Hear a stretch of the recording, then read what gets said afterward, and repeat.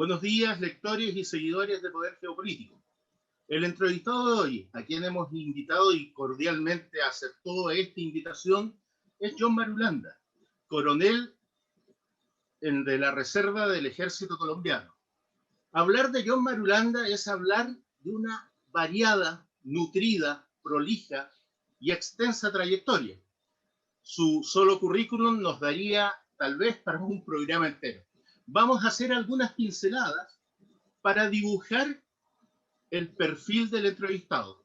Pinceladas que son insuficientes, pero que esperamos que a ustedes, lectores y seguidores de Poder Geopolítico, les dé una claridad y les sirva para contextualizar esta, digamos, no sé si tensa, pero sí interesante y sobre todo,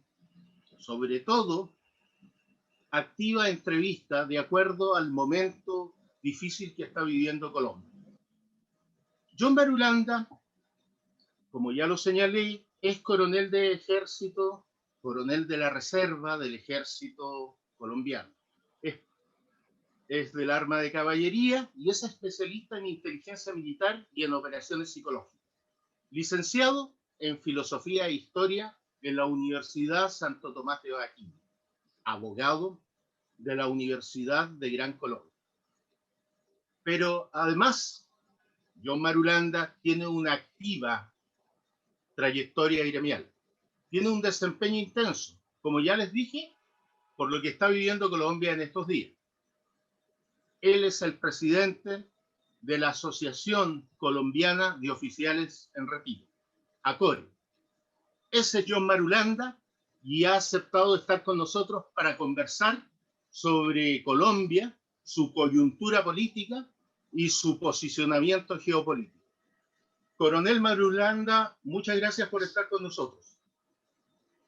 Manuel, no, muchas gracias a usted por su amable invitación, muy gentil por esas palabras que ha dicho acerca de mí. Soy un simple soldado de caballería ya en uso de retiro y quedo a partir del momento a su disposición para este diálogo.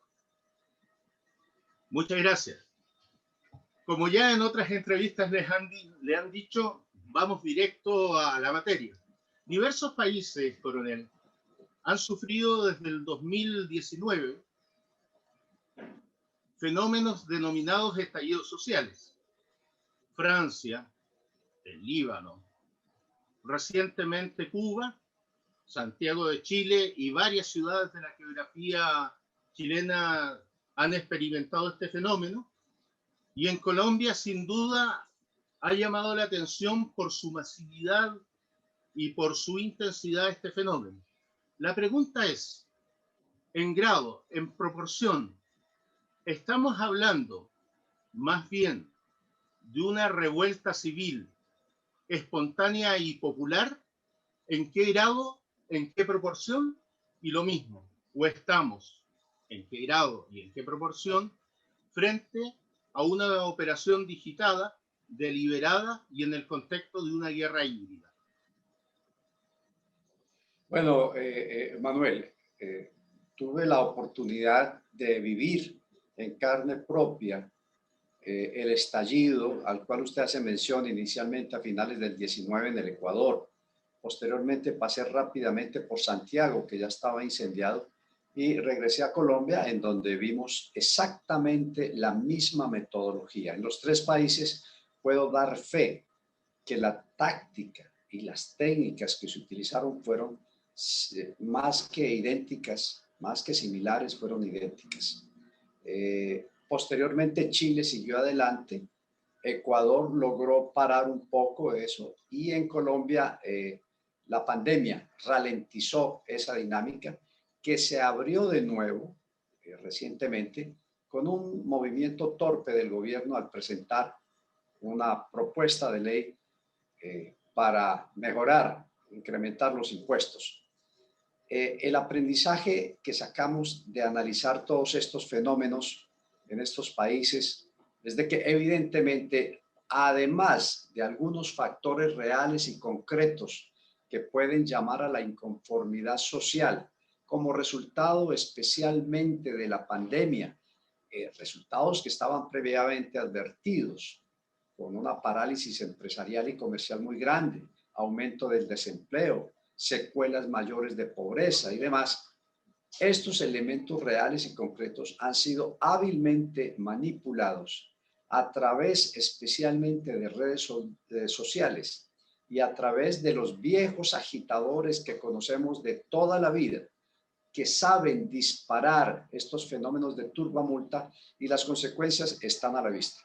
No se entiende que un país como Chile, que tenía los mejores indicadores económicos de la región, que un país como Colombia, que estaba avanzando muy bien en su crecimiento económico, estén ahora en esta situación de protesta social, que, como le digo, está basada en unos hechos reales, consecuencia principalmente de algo inesperado que fue la pandemia, y posteriormente concluyan con que en Chile vaya a haber una nueva constitución, esperemos de qué corte, todo el mundo dice que va a ser de corte chavista. En Ecuador se haya logrado parar, pero ya de nuevo están llamando a la perturbación, y en Colombia estemos en plena ebullición de esta perturbación social. Luego, si usted me lo pone en concreto y me dice qué porcentaje hay de verdadera protesta social, yo diría que hay un 60% de verdadera inconformidad social con hechos reales y concretos que afectan. Pero el resto del 40% es una estrategia y un planeamiento bien diseñado que aprovecha esta situación para, aplicando técnicas conocidas y nuevas metodologías, nuevas tecnologías, para llamar al desbalance, al desequilibrio, a la perturbación total del país. Es decir, se busca desestabilizar los países para, en medio de esta desestabilización, aparezcan los que van a salvarlos, aparezcan las soluciones mágicas, aparezcan las grandes promesas, y la gente pues se vaya por eso. De su respuesta se derivan o me surgen dos inquietudes. Usted dice los viejos agitadores, pero inmediatamente después dice nuevas metodologías. Por otro lado, la segunda inquietud. Me dice usted que la pandemia ralentizó este movimiento social o este estallido. No obstante, me da la impresión que en Cuba fue el acelerante que en otros países se empleó para quemar estaciones de metro. Me refiero a la pandemia como acelerante y no como ralentizante. Sí. Las técnicas que usted ve con los cuales motivan a la gente a convertirse en turbamulta las conocemos desde 1960, yo diría desde hace un siglo, desde el acorazado de Potiomkin, cuando vimos que pequeños grupos, pequeñas células de la gente que conocen cómo crear mártires, cómo promover lemas simplistas pero de gran calado dentro de la gente, pueden llevarla a que se conviertan en lo que se llama la turbamulta. Y la turbamulta es una psicología en donde masiva, en donde la persona, el individuo, pierde su característica única como individuo y se convierte en un actor más de cosas que individualmente no se debería hacer. Eso está ampliamente estudiado por la psicología. Esos señores ahora, esos viejos agitadores con esas vieja metodología, ahora lo que utilizan no es tanto la tribuna, como en su momento lo pudieron haber utilizado estos viejos agitadores. Ahora utilizan las redes sociales, utilizan TikTok, utilizan Twitter para hacer lo mismo. Entonces uno ve a los muchachos totalmente convencidos de unas verdades que son verdades a medias, que son mentiras, pero que los lleva a la calle a cometer todo tipo de desastres como los que estamos viendo. Esa psicología de turbamulta es vieja, ahora utiliza nuevas técnicas que son las redes sociales. Pero por otro lado, usted me plantea lo de Cuba. Es cierto, lo de Cuba es lo mismo, pero al revés. Es lo mismo que de Bolivia, pero al revés. En Bolivia también tuvimos por estos días, esos días de finales de noviembre, un revolcón muy fuerte, pero fue en contra de Evo Morales, fue en contra del gobierno dictatorial de este señor. Y eso mismo estamos viendo en Cuba. Aunque hay dos etiologías diferentes en cada una de ellas, es lo mismo. En Cuba, tenemos una conjunción de hambre física, pero no es directamente como consecuencia de la pandemia, sino como consecuencia del sistema. Algo que sí teníamos en Colombia, que fue una consecuencia, no tuvimos hambre, empezamos a tenerla a raíz de la pandemia. Y en Cuba se une la pandemia, es decir, el pico de muertes e infectados que se estaban dando frente a un gobierno que no fue capaz de lidiar con eso. De modo que son dos caras de la misma moneda. Y entendiendo que son dos caras de la misma moneda, lo que se está dando en la región es una puja muy fuerte por un modelo de gobierno como el cubano, como el boliviano, como el venezolano o el nicaragüense, y una puja por otro tipo de gobierno, democrático, lleno de imperfecciones, pero democrático, con libertades aún, como el de Colombia, como el que han tenido en Chile por tanto tiempo, como el de Ecuador y demás. De modo que finalmente esa es la puja que estamos dando, que estamos viendo en la región. La ralentizada de la pandemia se dio especialmente en Colombia, no se dio en Chile, no se dio en Ecuador, se dio aquí en Colombia. La ralentizada de esa explosión que empezó a finales del año 19. Colombia se paró y se reinició hace ya va para 3 meses, ¿no? Al ser los afectados sistemas ideológicos tan disímiles, me estoy refiriendo a Colombia y Cuba, como usted lo dijo, dos caras de una misma moneda. Al ser la misma moneda, es difícil, dentro del marco de estas teorías conspiranoicas o de conspiración, identificar a los supuestos conspiradores. Algunos hablan del general Yeramisov, general ruso, ideólogo y estratega de la guerra híbrida. Creo que ellos la llaman conflicto multidimensional. Y otros hablan derechamente que las revoluciones de colores, tanto en las naciones árabes como en Ucrania, son financiadas y gestadas por el multimillonario George Soros.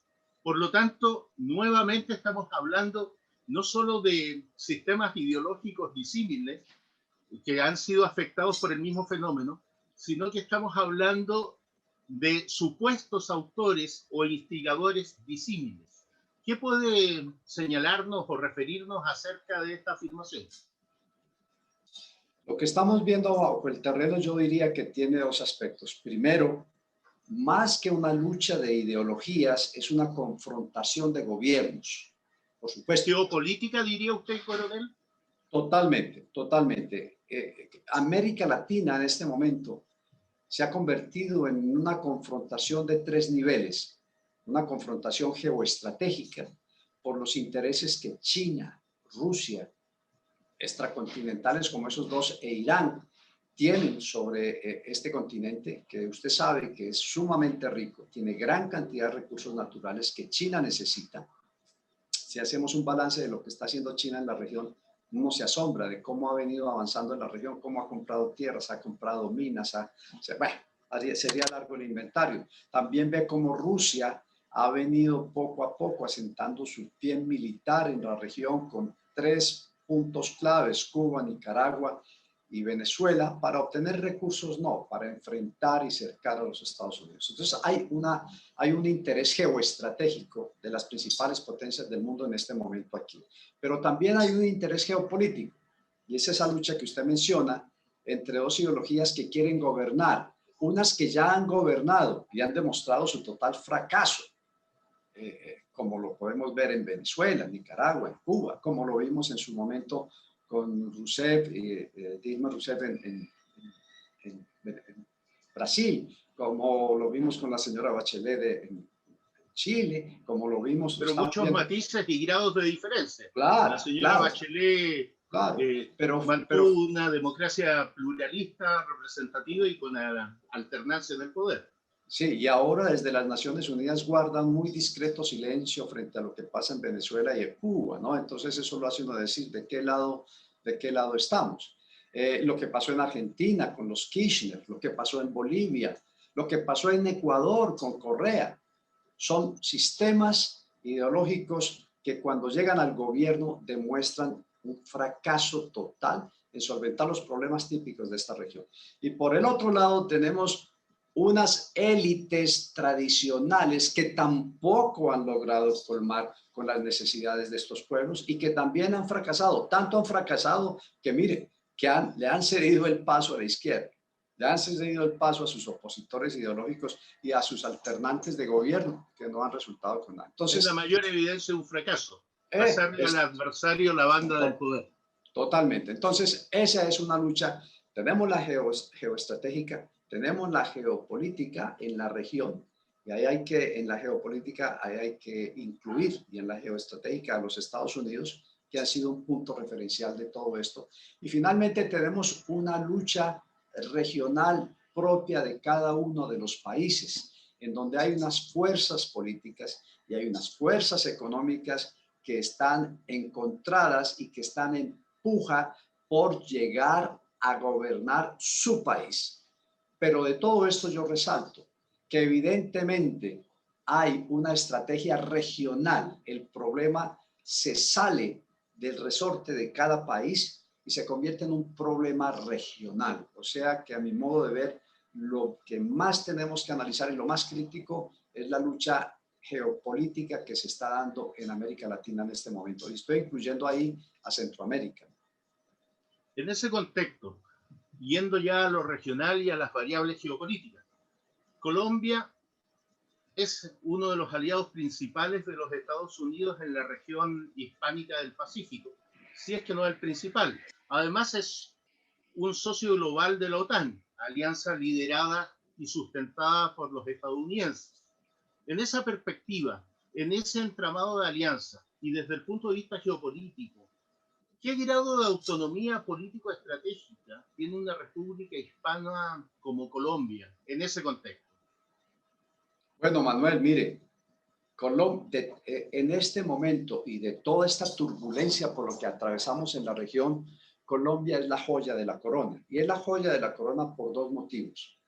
El primero es que es el único país de toda América Latina que ha resistido durante más de 60 años un asedio permanente de grupos armados de extrema izquierda, marxistas, leninistas, maoístas, castristas, que no han parado en su lucha armada por intentar llegar al poder. No lo han logrado gracias a las fuerzas militares fundamentalmente, pero aún hoy en día vemos un gran crecimiento del ELN y un gran fortalecimiento de las FARC que supuestamente habían entrado en un proceso de paz.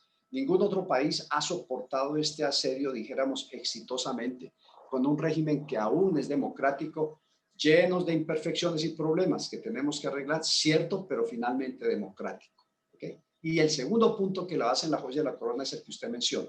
Ha sido Colombia, como ningún otro país en la región, el aliado más fuerte, permanente, continuo y leal que han tenido los Estados Unidos a sus diferentes estrategias y políticas en la región.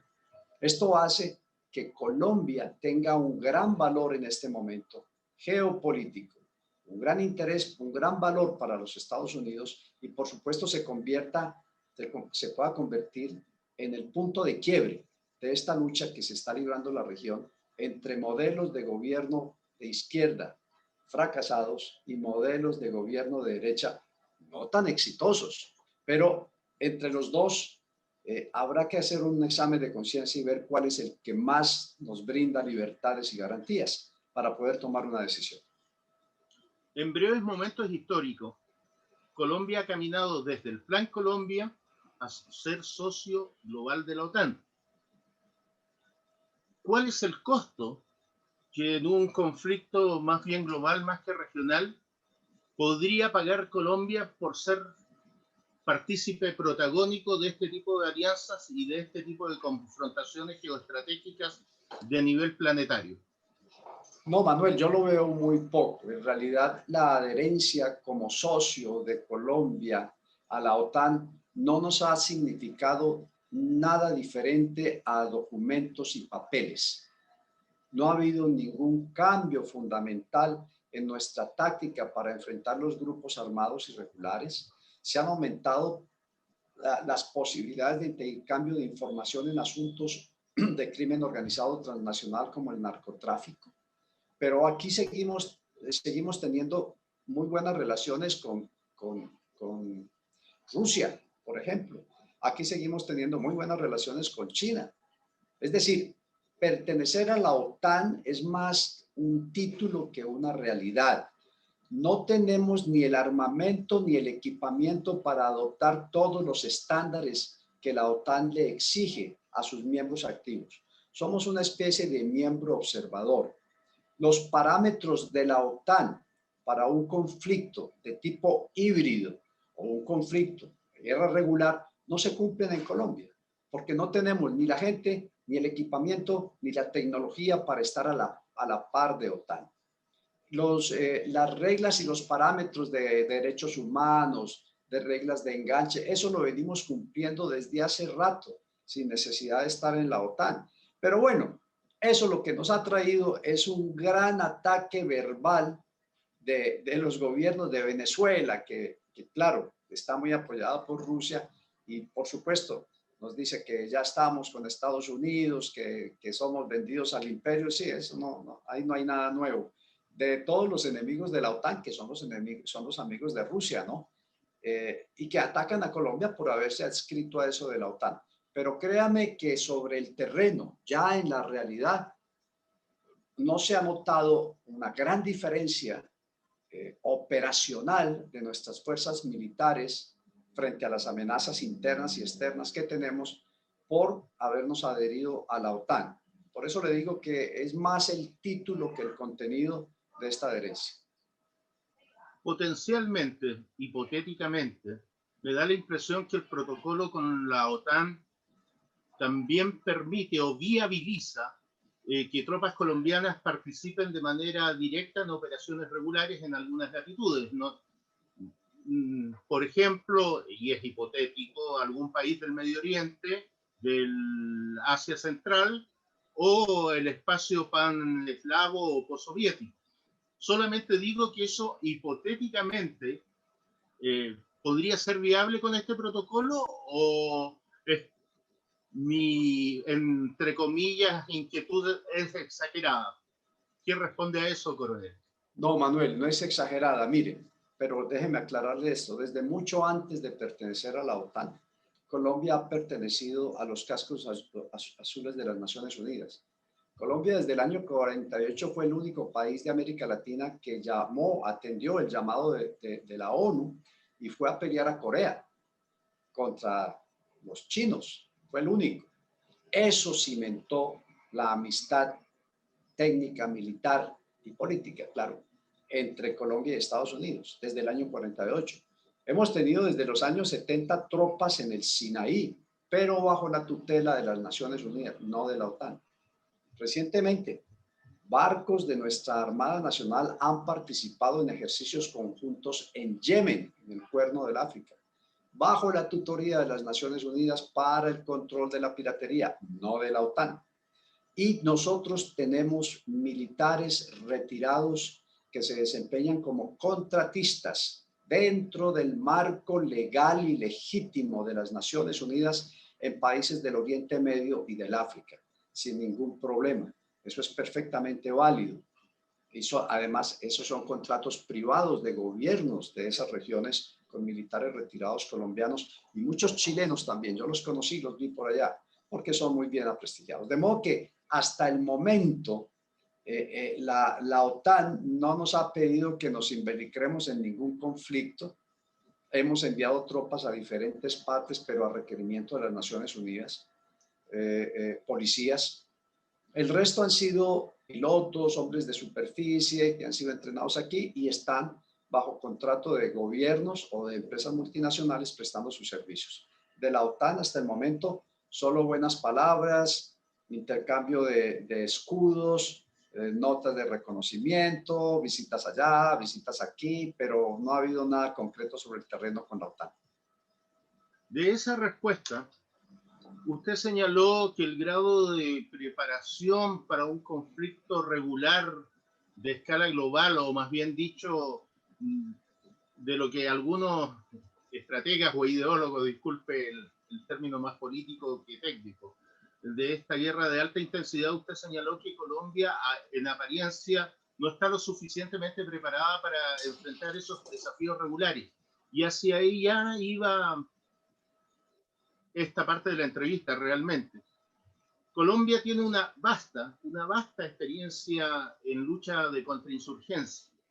No obstante, a la luz de los incidentes fronterizos con Venezuela y los litigios territoriales pendientes con Nicaragua, ¿cuál es el grado de preparación, alistamiento y calidad del material de las Fuerzas Armadas colombianas para enfrentar una coyuntura de guerra regular? Bueno, mire, las fuerzas militares colombianas académicamente y en sus aulas están preparadas para un conflicto de guerra regular. Conocemos todos los parámetros, conocemos todas las doctrinas, las practicamos en diferentes juegos de guerra. Pero hay dos fenómenos que chocan con este entrenamiento que es permanente en todas las academias. De hecho, la conformación del ejército sigue siendo una conformación tradicional, una conformación doctrinaria de Occidente. Pero hay dos realidades. Primero, los gobiernos colombianos nunca han sido proclives a mantener su ejército especialmente, pero también sus fuerzas armadas en general, sus fuerzas militares, armada y fuerza aérea, equipadas lo suficientemente para enfrentar un conflicto de este tipo. Si cuando se hace un poder relativo de combate, el análisis entre Venezuela y Colombia, no hay cómo nosotros podamos enfrentar un país vecino que tiene misiles, Colombia no tiene misiles, que tiene helicópteros de ataque, Colombia no tiene helicópteros de ataque, que tiene tanques de guerra, Colombia no tiene tanques de guerra, y así podría hacerle un relatorio, un inventario de cómo nuestras capacidades técnicas para guerra regular son mínimas frente a, por ejemplo, ya que usted lo mencionó, a Venezuela. Sin embargo, conocemos y hemos practicado con Estados Unidos estos eventos convencionales. Nuestros pilotos acaban aquí, cerca donde yo vivo, en Medellín, de hacer un entrenamiento de 8 días con los viejos Cafir, que ya están mandados a recoger, ya tienen 2 años de vida útil y todavía el gobierno no se decide a comprar más aviones estratégicos. Venezuela tiene los Sukhoi BMK-30, que usted sabe que son de los mejores del mundo. Sin embargo, nuestros pilotos aquí se dan la mano con los F-16 norteamericanos que llevan 8 días haciendo maniobras de guerra convencional. Entonces, sí tenemos una práctica. La última guerra convencional en que participamos nosotros fue la de Corea. Primero la del Perú, después la de Corea, es lo único que hemos estado en guerra convencional. El resto es una muy bien aprendida lección de 60 años de guerra irregular. Guerra de guerrillas, guerra no convencional. Pero ¿qué pasa, Manuel? Hoy en día esa guerra tiene un nuevo elemento y ni la guerra convencional ni la guerra irregular per se plantean un verdadero escenario de conflicto.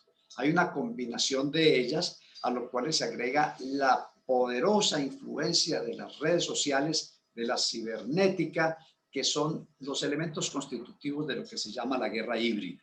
Si usted me pregunta, ¿está Colombia preparada para la guerra híbrida? Estamos enfrentando una guerra híbrida en este momento en Colombia. Estamos enfrentando una guerra de 4ª o 5ª generación, en donde, como le decía desde el principio, los muchachos han venido siendo ideologizados por organizaciones de profesores que han entendido muy bien la propuesta de Gramsci y han totalmente trastocado el sentido de las palabras y han vendido unas ideas falsas.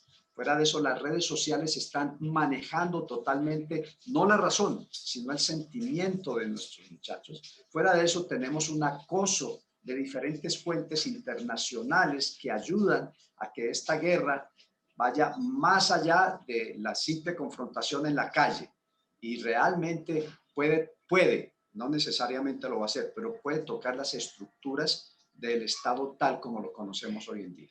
Esa guerra es la que nosotros estamos enfrentando. Con Venezuela hemos tenido infinidad de incidentes fronterizos, infinidad y serios. En términos, yo fui comandante de un grupo de caballería en la frontera con Venezuela, el grupo 18, Revéis Pizarro de reconocimiento ligero aerotransportado, el Saravena Arauca. Y yo puedo decirle a usted que los militares venezolanos entraron a territorio colombiano, izaron la bandera venezolana y permanecieron ahí durante casi una semana. Eso es prácticamente un casus belli. ¿Y cuál fue la respuesta de las autoridades? Porque efectivamente es un casus belli.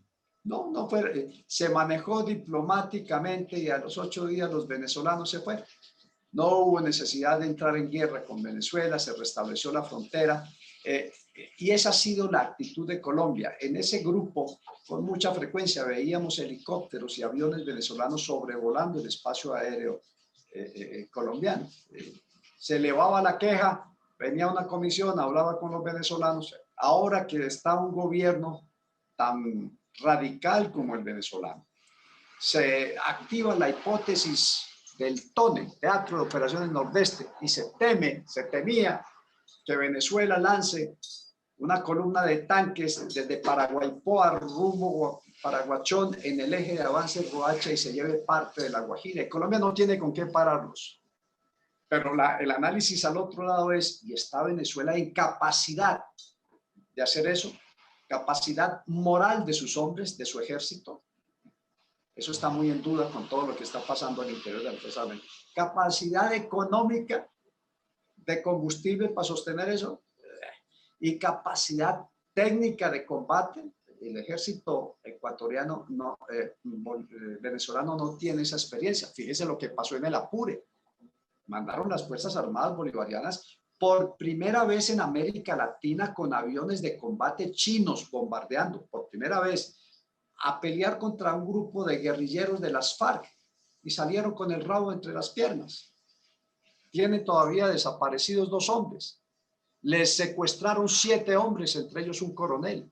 Les mataron cerca de 20 hombres, peleando un ejército completo como el bolivariano, con los BMP rusos, los aviones chinos, al otro lado de la frontera, contra unos núcleos guerrilleros de las FARC que nosotros hemos combatido durante 60 años, y no pudieron. Ha sido un gran fracaso. Entonces, ahí es cuando uno se pregunta si está Venezuela de capacidad de plantear una confrontación regular, cuando lo que estamos viendo es una guerra híbrida de 5ª generación, en donde tenemos miles de ataques cibernéticos a nuestras redes, con plataformas originadas desde Corea, Bangladesh, desde China, desde Venezuela, desde Cuba. Esa es la guerra que día a día estamos soportando aquí. Y a eso agréguenle la perturbación pública que estamos viviendo con todas estas turbamultas y todas estas explosiones sociales que terminan en vandalismo, ¿no? De hecho, el pensamiento militar ahora habla del 5º dominio de la guerra. Por supuesto, ha evolucionado y lo que se ha instalado en el conflicto cotidiano es lo que algunos llaman la guerra híbrida. Creo que los rusos el conflicto multinacional, los chinos la guerra más allá de todos los límites. Y Putin, cuando denuncia problemas internos, lo llama derechamente revolución de colores. No obstante, usted ha señalado, efectivamente, se habla del sentimiento. Hay nuevas metodologías, pero nuevamente el objetivo sigue siendo los corazones y las mentes, coronel. Así es, más los corazones que las mentes. Ese sigue siendo uno de los objetivos principales de todo conflicto. La historia militar nos demuestra que los ejércitos no ganan por ser los más numerosos, los más poderosos, los mejores equipados. Esa es la escuela que se llama materialista de la guerra. Gana el que tenga más, punto, independientemente de otro. Pero la historia no demuestra que eso siempre es así.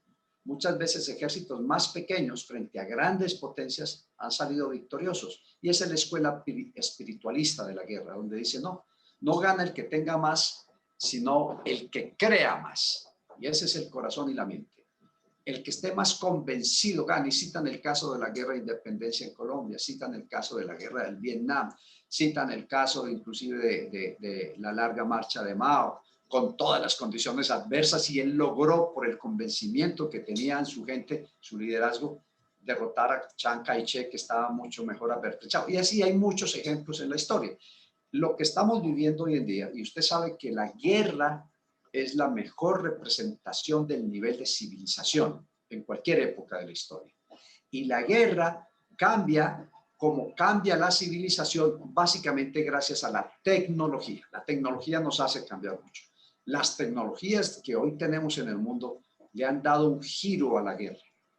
ver tanques desplazándose, aviones bombardeando y todo, sí, todavía lo vemos, pero no es el común. Lo que usted acaba de mencionar, lo que estamos viendo de conflictividad es lo que el señor Putin llama las guerras de colores, y lo que estamos viendo en América Latina no es una confrontación armada, es una turbamulta callejera, urbana, ya se salió del campo y ha dejado de sueltas las fuerzas militares que no, ¿cómo van a salir a la calle a combatir a muchachos lanzando piedras y cócteles Molotov con un fusil Galil 7.62 o 5.56? Ningún líder político ni ningún comandante militar se va a atrever a decir abran fuego. Hoy en día no. Será condenado eternamente en una cárcel quién sabe dónde, porque la ley internacional lo va a apresar. Entonces ha cambiado mucho y la comprensión de este fenómeno tiene más de político, emocional, tecnológico, de manejo de redes, que el campo meramente militar de tanques, aviones, cantidad de hombres y demás.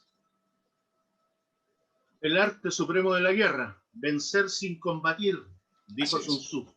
En este contexto de guerra híbrida, esta es una opinión muy personal, creo que la guerra híbrida es la estética permanente de nuestra cotidianidad del conflicto del siglo XXI.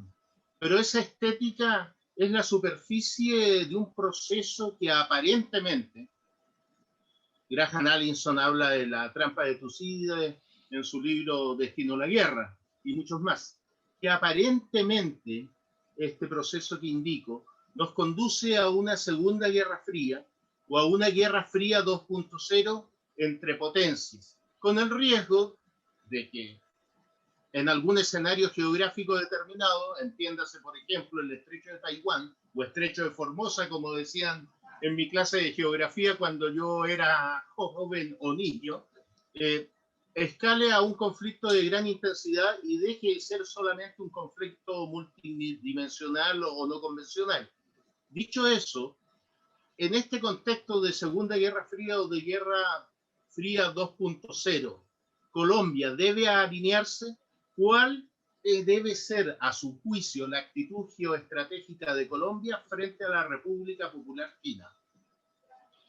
Esas son preguntas de profundo calado geoestratégico, mi querido Manuel. Déjeme decirle lo siguiente. Espero aportar algo con esto. El epítome de la Guerra Fría fue la crisis de los misiles en Cuba, ¿verdad? Años 61, 62. Bueno, eso fue el culmen que nos llevó a punto de una guerra nuclear y que se desvaneció por un arreglo muy sencillo entre las dos potencias. Y se lo digo porque eso es lo que estamos viviendo hoy en día, a mi modo de ver. Rusia le dijo a Estados Unidos, yo retiro mis cohetes de Cuba y usted retire sus misiles o sus cohetes Titán de Turquía. Así de sencillo. No me amenazas, no te amenazo. Ese fue el arreglo final para resolver esa guerra fría, al menos la crisis de los misiles, porque la guerra fría siguió un poco más. La crisis de los misiles, que es el epítome, la cúspide de esa guerra. Hoy en día el profesor Allison plantea algo que es novedoso porque lo plantea él, pero es tan vieja como la historia de la humanidad y él se basa en Tucídides. Hay una potencia, y eso es histórico, y él demuestra 17 casos, de los cuales 14 resultaron ser ciertos, en donde hay una potencia o hay un núcleo o una élite de poder y hay otra que empieza a crecer y llega a retar el poder de esta hélice. Esta no quiere bajar, esta quiere subir o las circunstancias lo impulsan y en esa fricción surgen las guerras. Y él propone que China es una potencia que está subiendo, que está creciendo. Estados Unidos tiene 350 millones de habitantes. Bueno, Rusia, China tiene 1.400, 1.500 millones de habitantes. La proporción es increíble. Es decir, ahí hay una masa crítica que ha sido inteligentemente manejada, manipulada y ha convertido a China en una potencia rival de los Estados Unidos. Una segunda guerra fría se viene planteando desde el año 75. Si usted revisa los archivos del New York Times, desde ese año se ha venido diciendo que hay una segunda guerra fría. Hasta el año pasado en el 19, varios articulistas importantes del New York Times decían estamos en una Guerra Fría 2, o como usted dice, una Guerra Fría .2. En esa Guerra Fría, que está planteada en otros términos, no en términos misilísticos, pero sí le quiero decir esto. Hay una teoría de las fronteras calientes del profesor John Kenneth Galbraith, en donde él demuestra que en la historia de la guerra, cuando se declaran guerras entre potencias, quienes realmente pelean la guerra son sus fronteras, no son las metrópolis, son las fronteras. Y cuando usted pone eso en el campo actual, usted se da cuenta que la OTAN y Estados Unidos amenazan la frontera occidental de Rusia y ponen misiles, desplazan plataformas, fuerzas especiales, tanques en Polonia, en los países bálticos. La respuesta lógica de Rusia es desplazar mayor armamento a la frontera de Estados Unidos, que ¿cuál es? El Caribe, Venezuela. Es un quid pro quo, un juego en el cual las dos potencias están. Tú me amenazas en mi frontera, yo te amenazo en la tuya. Por eso hacía referencia a lo de la crisis de las misiles. En medio de esta rivalidad de fronteras calientes, lejanas, pero importantes para los dos países, emerge China. Y China, muy habilidosamente, yo diría entre comillas, sabiamente, sin meterse en problemas de armamentos y de tropas, cosas militares, aunque lo está haciendo en la región. Fíjese usted la pantalla grande, esta antena grande que tienen en Neuquén, ahí al frente de ustedes, en Neuquén, Argentina. China ha venido cooptando los espacios en América Latina, la frontera cercana de los Estados Unidos, con comercio, con negocios, con infraestructura vital, fuentes de energía, vías, transporte, y ahora está metiéndose con 5G, algo que los Estados Unidos todavía no han logrado hacer.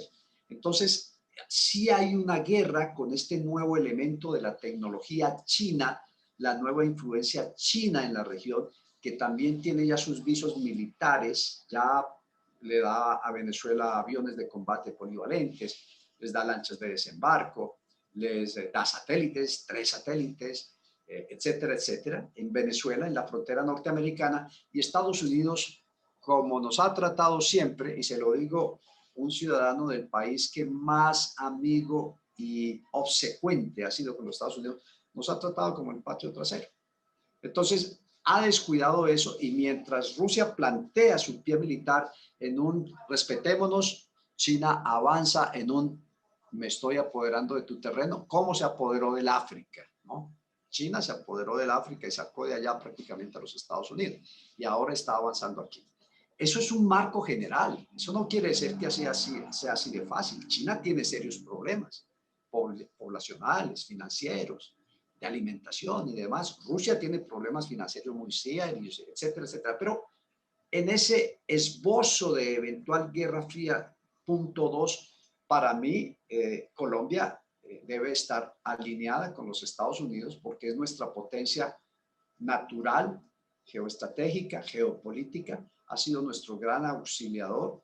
Sin ellos, probablemente sin el apoyo económico de los Estados Unidos, hubiera sido más largo y difícil derrotar militarmente a las FARC y el ELN, y nos debemos alinear con ellos.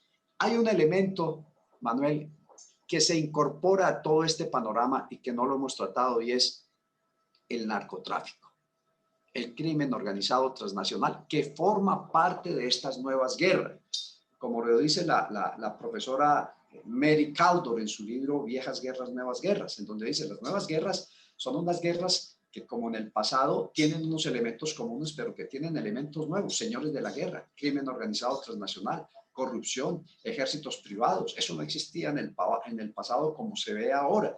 Colombia es un buen ejemplo de eso. Mire, esos militares retirados que fueron inculpados por el magnicidio del presidente de Haití, poco a poco se ha ido descubriendo que dinero que financió toda esa orquestación parece que procede del narcotráfico. Entonces, el narcotráfico es un fenómeno transfronterizo, global, que tiene una fuerte incidencia en cualquier nivel de conflictividad que haya en esta región, y de manera particular en Colombia, primer productor mundial de cocaína. En este contexto global, en que nuevamente, según sus propias respuestas sobre las cuales conceptualmente, por lo menos en su parte general, yo coincido, diría que la variable política en un conflicto de revolución de colores, guerra híbrida, multidimensional, etc., alcanza una gran relevancia. La variable política del conflicto siempre ha estado presente. El objetivo o es político-militar, o si no, el esfuerzo militar no tiene sentido. Siempre ha estado presente la variable política, pero hoy parece que más que nunca. Y en esa perspectiva, la pregunta para cerrar esta interesante entrevista se contextualiza en varios hechos que llamaron la atención de la opinión pública occidental.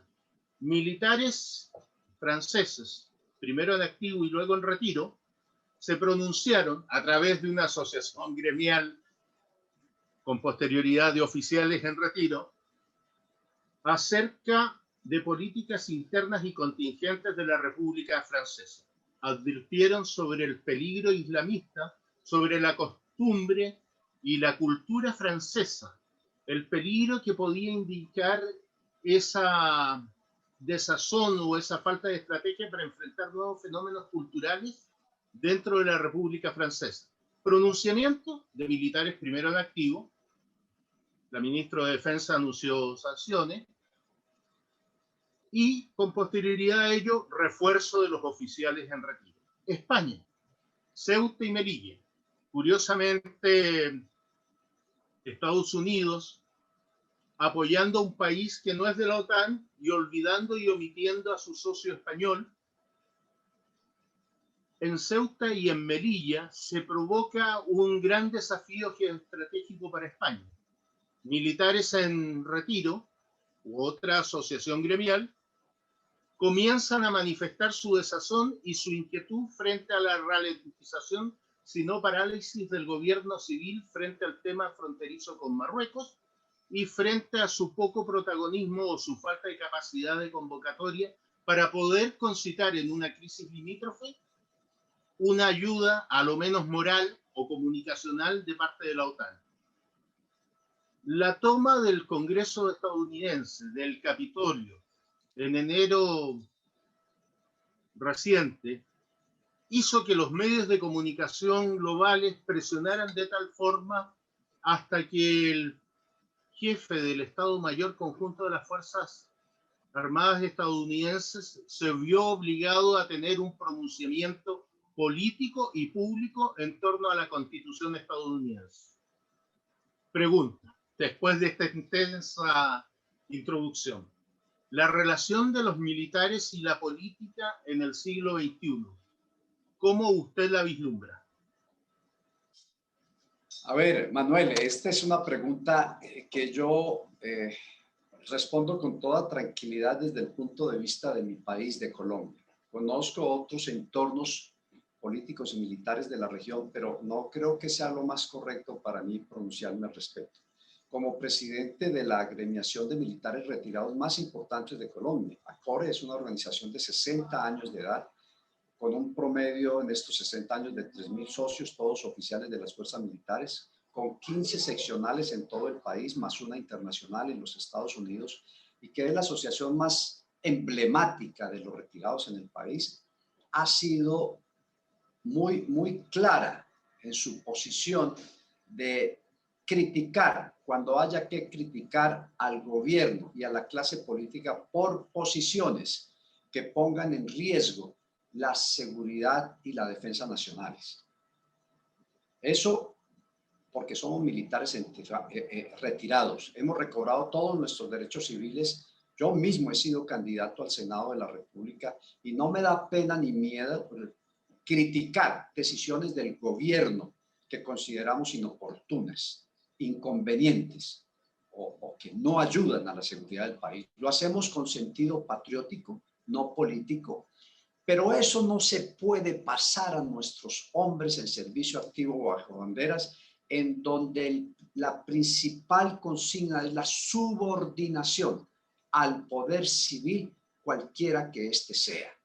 Le quiero decir esto, y eso lo digo yo en todas las reuniones que asisto.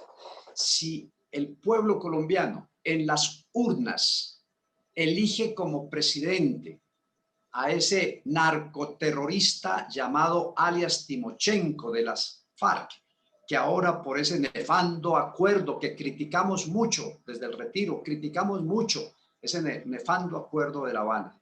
Si el día de mañana los colombianos, en unas elecciones justas y claras, eligen a ese señor como presidente de la República, al mando militar no le queda sino dos caminos. Uno, pasa su baja y pasa al retiro, o va y le dice, señor presidente, ordene usted. Constitucionalmente es el comandante supremo de las fuerzas militares, y las fuerzas militares colombianas son 100% constitucionales, subordinadas al poder civil. Nosotros los retirados, eso es otra cosa. Yo sí puedo criticar y a mí no me pueden decir absolutamente nada mientras mis críticas estén dentro de los marcos de la cortesía, el respeto y la verdad. Y la verdad de nosotros es la verdad de la seguridad nacional. Entonces, en Colombia hay más de 220 asociaciones de retirados. Hemos logrado reunir 42 de esas asociaciones para decirle al gobierno actual del presidente Duque, decirle que apoyamos totalmente la actividad de nuestros compañeros bajo armas. No decimos, lo alabamos, presidente, usted lo está haciendo bien. Hemos criticado sus posiciones. Ahora mismo él está proponiendo una reforma a la policía. Bueno, ayer nos reunimos nada menos que ACORE, el Colegio de Generales de la Policía, el Cuerpo de Generales y Almirantes de las Fuerzas Militares. Nos reunimos y durante 3 horas discutimos lo bueno y lo malo de esa reforma policial que para nosotros es crítica en este momento. De modo que lo que usted manifiesta de los militares retirados lo vemos plenamente cierto. No nos queremos meter en los problemas de esos países por respetar su institucionalidad, pero en el caso colombiano, como presidente de ACORE, le doy fe y testimonio de que nosotros, nuestra asociación tiene generales, almirantes, coroneles. De hecho, ACORE siempre ha sido presidida en 60 años por un general, un almirante. Esta es la primera o la segunda vez en que eligen a un coronel. El otro coronel fue por reemplazar a un general que creo que tocó salir de la presidencia por enfermedad o algo así. Primera vez que eligen mayoritariamente a un coronel. Y yo, como buen coronel de caballería, Manuel, tengo los arrestos suficientes para decir, eso no me gusta, eso no estoy de acuerdo, eso lo critico. Mire, repetidamente hemos dicho con videos, los invito a que se metan a YouTube, ACORE Colombia, y vean los videos. ACORE le dice al presidente, pedimos que rompa relaciones con Cuba. Claro, esa es nuestra posición y así lo hemos dicho y así lo sostenemos y así lo proclamo yo. Se debe romper relaciones con Cuba. En un foro de la Universidad Sergio Arboleda sobre Cuba, pues algunos académicos me decían, coronel, eso no sirve, eso es exagerado, es una posición radical. Y yo decía, denme argumentos. En 60 años Cuba lo único que le ha hecho es daño a Colombia y le sigue haciendo daño hoy en día. Las células que han protagonizado todo este vandalismo, la destrucción de Cali, son células del ELN. Y el ELN fue creado, fue parido por Fidel Castro y sus cabecillas, los autores intelectuales, están protegidos en Cuba. Colombia, decimos los retirados, debe romper relaciones con Cuba. Sirva o no sirva, atiendan o no atiendan, pero fijamos posiciones de cariz político, porque lo podemos hacer, lo debemos hacer y lo tenemos que hacer como soldados que aún sentimos latir la patria en el corazón. Eso le diría yo, Manuel, con respecto a esas posiciones de otros países. Coronel. Señor. Coronel, agradezco mucho la entrevista que usted tuvo la bondad de honrarnos al concedérnosla. Agradezco mucho su participación, sus ideas, su presencia, su actitud, pues porque no me atrevería a calificar este conversatorio solo de entrevista. Por el nivel de la exposición y por el nivel del entrevistado, calificaría esta entrevista como una gran clase magistral. En podergeopolítico.com le estamos eternamente agradecidos por su tiempo y por sus ideas. Y espero que nos volvamos a entrevistar en un futuro próximo. Muchas gracias, coronel John Marulanda, presidente de la CORE colombiana. Muchas gracias por su presencia y participación. Y a ustedes, internautas, síganos viendo en podergeopolítico.com. Buenos días, buenas noches y buenas tardes, no importa el uso horario. Siempre estaremos presentes registrando los hechos geopolíticos y geoestratégicos de trascendencias en el momento actual. Muchas gracias, coronel, y hasta la próxima.